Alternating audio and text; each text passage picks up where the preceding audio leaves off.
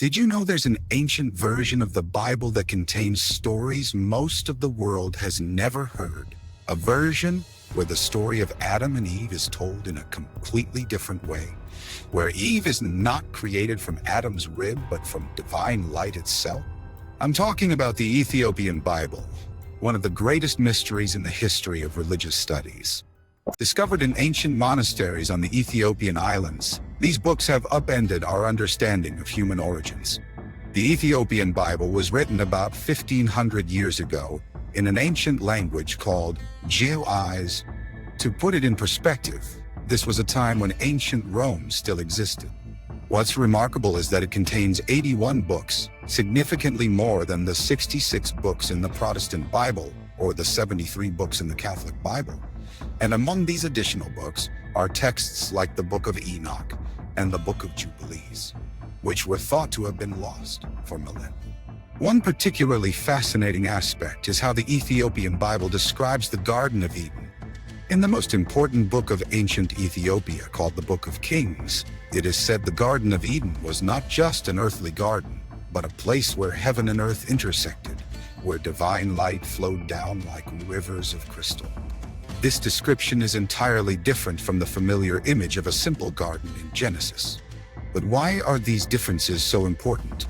They are not just different details in the same story. Each difference carries profound implications about how ancient people understood their origins, their relationship with the Creator, and the nature of sin. In this video, we will delve into three main aspects. First, how the Ethiopian Bible describes the creation of Adam and Eve. Second, the unique revelations about the Garden of Eden and the fall of man.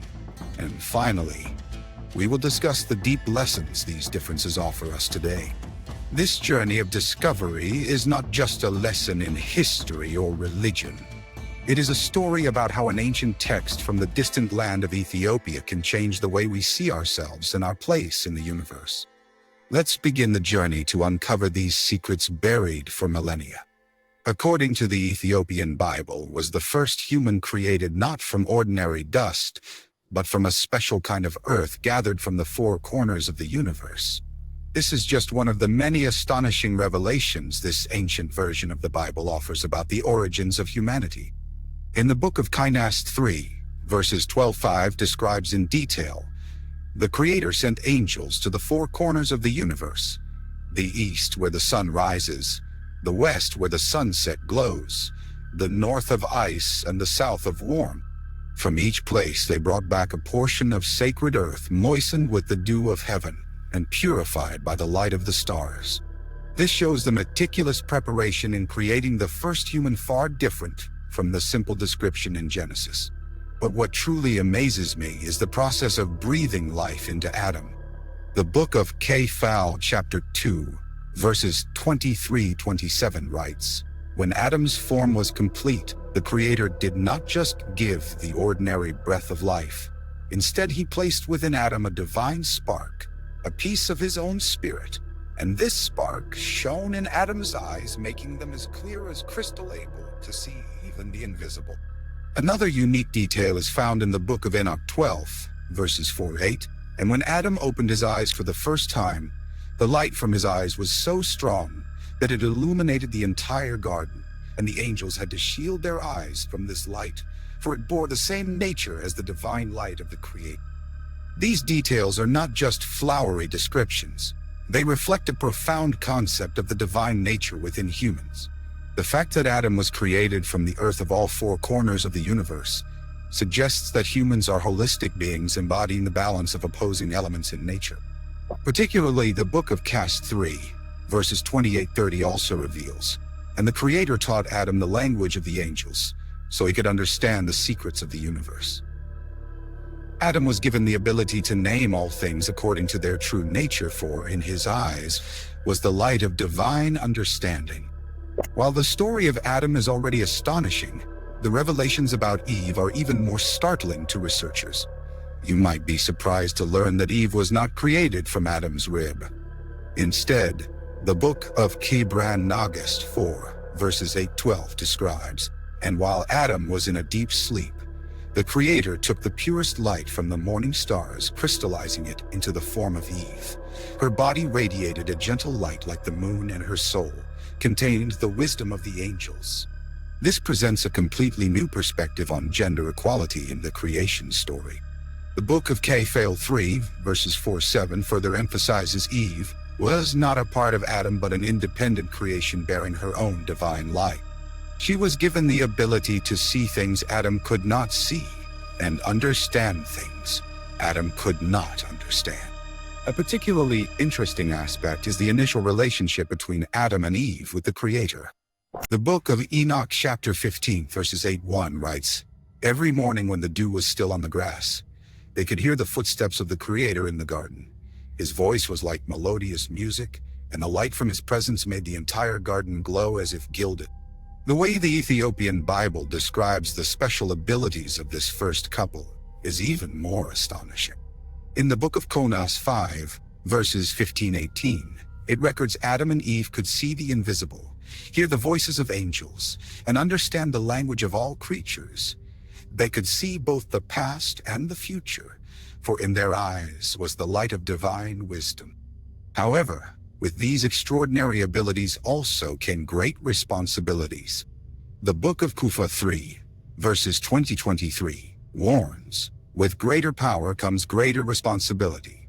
Adam and Eve were given the freedom to choose, but they also had to bear the consequences of those choices. This was the first covenant between the Creator and humanity. This leads us to the important question: if Adam and Eve were created so perfectly, what led to their fall? And why were these extraordinary abilities lost? The answer lies in the story of the Garden of Eden and the temptation. A story that in the Ethiopian Bible has shocking details that we will explore in the next section.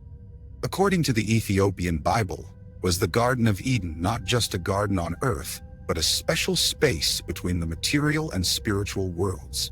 This is one of the astonishing revelations about humanity's first paradise. In the book of Konas 6, verses 1-5 describes, "The Garden of Eden was set on a high mountain where the earth touched heaven. 4 crystal rivers flowed from the mountain's peak carrying divine light. Instead of ordinary water, the air in the garden contained the essence of eternal life, and every breath in the garden brought wisdom." What's interesting is how the Ethiopian Bible describes the initial relationship between humans and the Creator.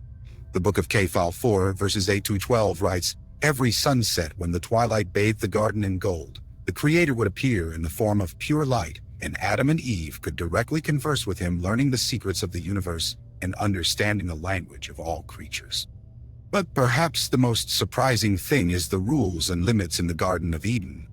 The Ethiopian book of Enoch 16, verses 15-9 reveals, "In the garden there were 3 sacred trees: the tree of life that granted immortality, the tree of knowledge that allowed understanding of all things, and the tree of light, the source of all divine energy." Adam and Eve were allowed to eat from the tree of life and the tree of light, but were forbidden to approach the tree of knowledge until they achieved full spiritual maturity. This shows a profound perspective on human spiritual development, unlike the usual version that simply forbids eating the forbidden fruit. Particularly impressive is how the book of Kbr Nagast 7, verses 3-7 describes the space in the garden. "The ground in the garden was as clear as crystal, reflecting heavenly light. The flowers not only emitted fragrance, but also produced angelic music when the wind blew through. And every creature in the garden shone with its own light, creating a symphony of light and sound." But what truly shocks is how the Ethiopian Bible describes the process of temptation, unlike the familiar image of a simple snake. The book of Kufa, chapter 5, verses 1-5 reveals, "The tempter appeared in the form of a being of light similar to the angels, and it did not just speak with words but could create illusions of the future and promises of unlimited power." Particularly interesting is how Eve was tempted. In the book of Konas 8, verses 12-16, describes the tempter did not promise Eve knowledge, but the ability to create light and life like the Creator himself. And it showed Eve visions of a world she could create, where she could determine the laws of nature. A shocking detail is found in the Ethiopian book of Enoch, chapter 17, verses 8-1. When Eve gave the forbidden fruit to Adam, their crystal-clear eyes began to dim, that the divine light within them gradually faded, and for the first time they felt darkness not just outside, but within their own souls. This shows a deep understanding of the nature of sin. It is not about breaking a simple rule, but about gradually losing the divine qualities inherent in oneself. The book of Enoch 9, verses 1-4 concludes, "When the Creator appeared in the garden that afternoon for the first time, Adam and Eve could not look directly at his light, not because he had changed, but because they had lost the ability to see the divine." These revelations are not just interesting additional details to the story we know. They provide a completely new perspective on the nature of sin and the fall, not as a simple act of disobedience, but as a process of abandoning one's divine nature for personal ambition. This leads us to the important question: if humans were originally created with such extraordinary abilities, can we restore what was lost? The answer to this question lies in the next section, where we will explore the consequences of the fall and the path to redemption. Have you ever wondered why in most cultures humans always feel like incomplete beings, as if they've lost something important? The Ethiopian Bible provides an astonishing explanation for this feeling. In the book of Enoch 10, verses 1-5 describes the first consequence of the fall. When the divine light left Adam and Eve, not only did their bodies become heavy and dark, but the entire nature around them changed. The flowers stopped producing angelic music, the ground was no longer as clear as crystal, and the language of all creatures became foreign to them. What truly shocks is how the book of Enoch 6, verses 8-2 describes the cosmic impact. The fall of Adam and Eve created a crack in the fabric of reality. The heavenly light could no longer freely flow down to earth. The 4 crystal rivers of the Garden of Eden gradually turned into ordinary water, and the distance between heaven and earth began to widen. This is a profound explanation of why the world we live in seems to be missing something. It is not just a moral or spiritual issue, but a fundamental change in the very structure of reality. The Ethiopian book of Enoch 18, verses 15-9 reveals further. Before the fall, Adam and Eve could see both the past and the future, understand the language of the angels, and feel the presence of the Creator in every breath. After the fall, they could only see the material world, and the memory of the lost abilities became a persistent pain in their souls. A particularly impressive detail is found in the book of Enoch 11, verses 3-7. When Adam and Eve looked at each other after the fall for the first time, they could not see each other's souls. Instead, they only saw the outer skin.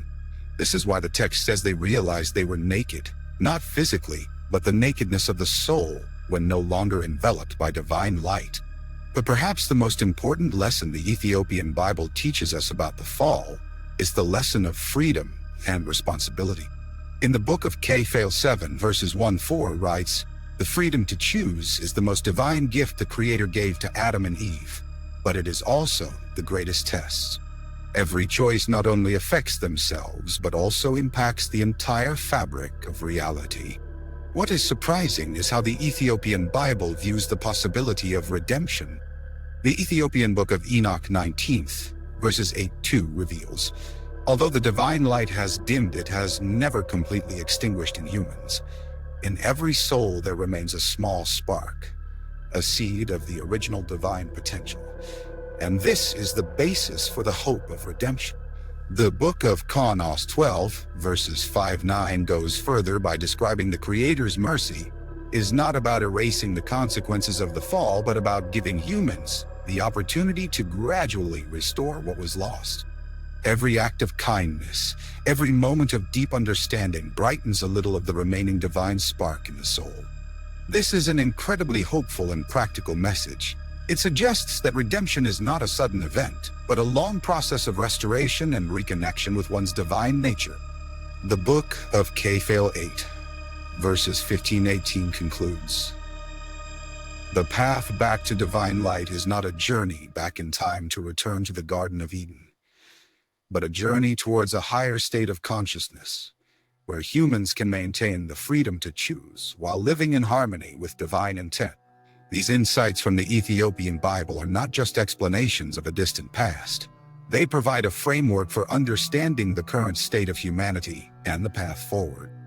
Perhaps by understanding better what we have lost, we can begin the journey to restore our inherent divine abilities. This leads us to the next section, where we will compare these unique insights with other religious traditions and explore their significance in the modern world. Let's start with a comparison with the Hebrew Bible. In Genesis 2:7, it says, "The Lord God formed man from the dust of the ground and breathed into his nostrils the breath of life, and man became a living being." But in the book of Hebrews 3, verses 12 to 15, it describes the Creator gathered earth from the four corners of the universe, each part bearing a different divine quality, and breathed into it not just life but a spark of... This difference is not just a minor detail. It reflects a completely different view of human nature. While the Hebrew Bible emphasizes the earthly aspect of humans, the Ethiopian Bible asserts that humans inherently bear a divine nature from the beginning. Another interesting point of comparison is about Eve. In the book of Kephale 4, verses 8-2, it writes, "Eve was created from pure light, not from Adam's rib. She bore her own source of light, independent of Adam." This starkly contrasts with the description in Genesis 2, verses 21-22, about Eve being created from Adam's rib. The Ethiopian Bible's interpretation of the role of women is much more progressive than its time, and it suggests an original equality between men and women, an idea that remains controversial even in the modern world. Particularly impressive is how the Ethiopian book of Enoch 20th, verses 5-9 describes the relationship between humans and nature before the fall. Adam and Eve could understand the language of every creature, from the smallest ant to the stars in the sky. They were not masters of nature, but guardians and interpreters of the voice of all things. When applying these insights to the modern world, we see remarkable similarities. The book of Enoch 13, verses 8-2 warns, when humans lose the ability to understand the language of nature, they begin to see nature as a tool to exploit rather than a part of themselves. Does this not accurately reflect the environmental crisis we are facing today? Another detail found in the book of Koala 9, verses 15-9 says, "The fall is not just about eating the forbidden fruit, but about humans wanting to control and determine the laws of nature instead of living in harmony with them. And in the age of our artificial intelligence and biotechnology, this warning seems more relevant than ever."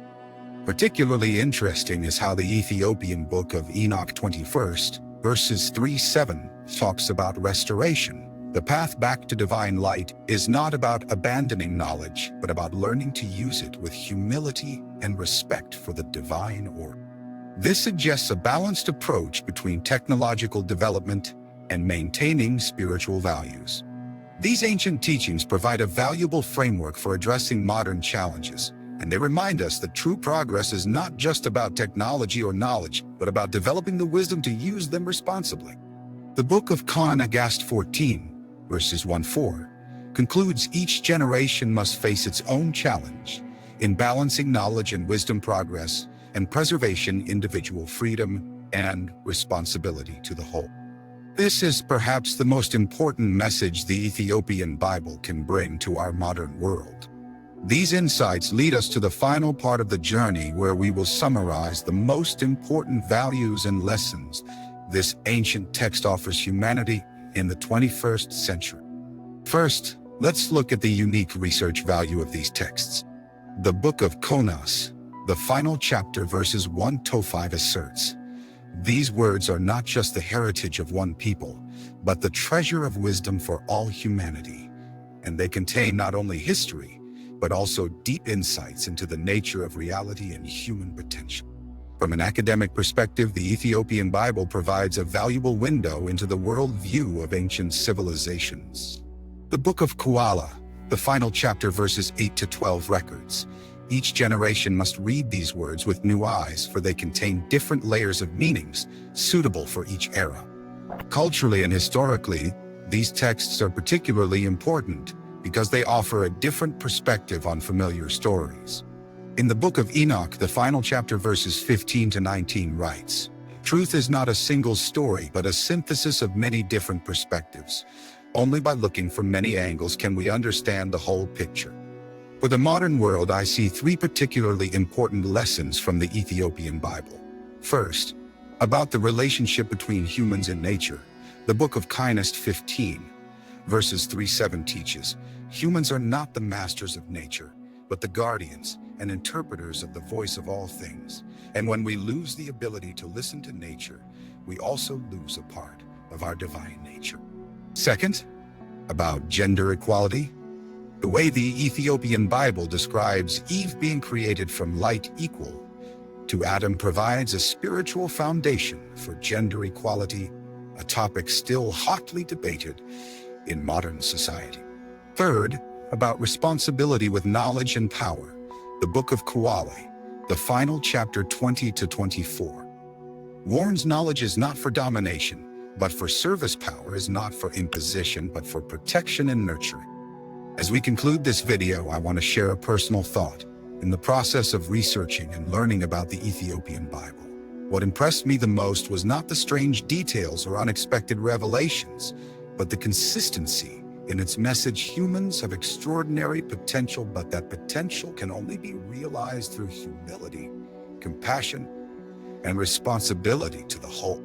The Ethiopian book of Enoch, the final chapter, verses 25-28, concludes each generation must face its own challenge, but the nature of the challenge remains unchanged: to live worthy of one's divine potential while maintaining humility and connection to the whole.